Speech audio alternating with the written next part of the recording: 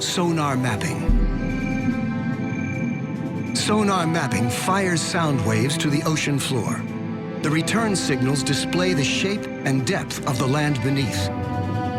And it's sonar technology that may help uncover the cause of the hundreds of shipwrecks surrounding the island. Hey, how you doing, Nick? All right, good, man. How you doing? Geologist Nick Hutchings is a modern-day prospector. He's using sonar mapping to hunt for signs of specific underwater formations close to where some of Bermuda's wrecks lie.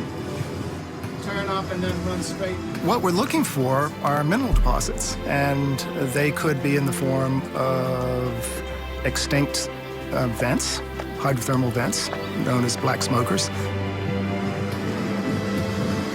Nick believes the now extinct vents could contain rare metals and minerals. We would be looking at gold and copper. And with the crusts, there you're looking at platinum, cobalt, nickel, and particularly the rare earths. And the rare earths are important now because they're vital to all of our modern technology. In order to seek out the valuable metals, Nick's using a multi-beam sonar device. The data reveal an extraordinary underwater landscape around Bermuda, including what appears to be a mountain edge. We have a big sort of flat plateau. We'll steam out to what we call the edge. You get to the side and then it runs down at a slope of about 60 degrees. And that run down 350 fathoms. Why are we finding the edge of an underwater mountain just off the coast of Bermuda? To find out, we need to see the bigger picture. The latest sonar data from all around Bermuda allow us to virtually drain this entire area. With the water gone, the tiny island appears to perch on a spectacular mountaintop, a seamount 2.5 miles high, all alone in the middle of the Atlantic Ocean. So how did it get here?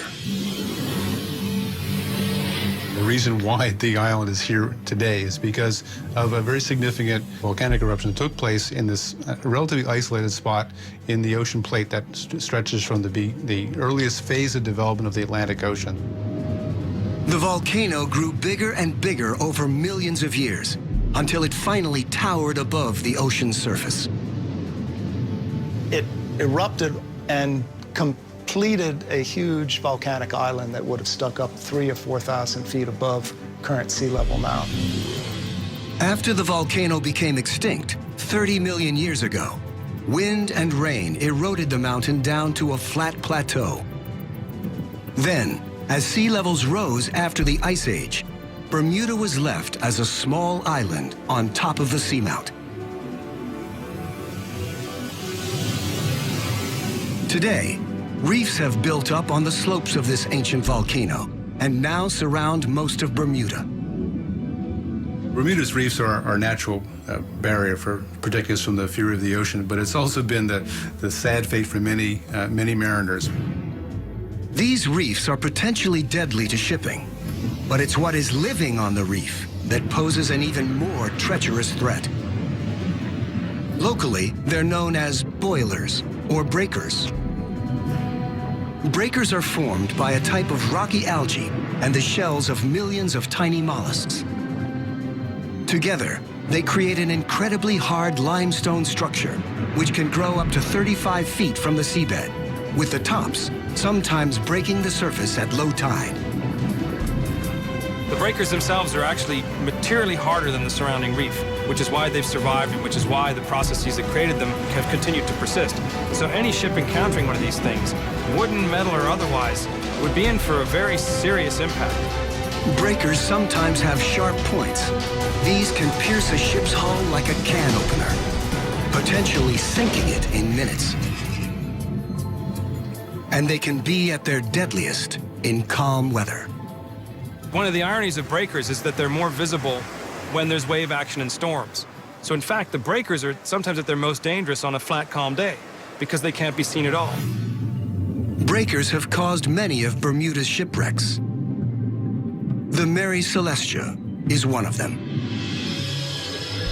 This concealed threat surrounds Bermuda, a deadly legacy of its volcanic past. Draining the island of Bermuda helps to explain the hundreds of wrecks found here.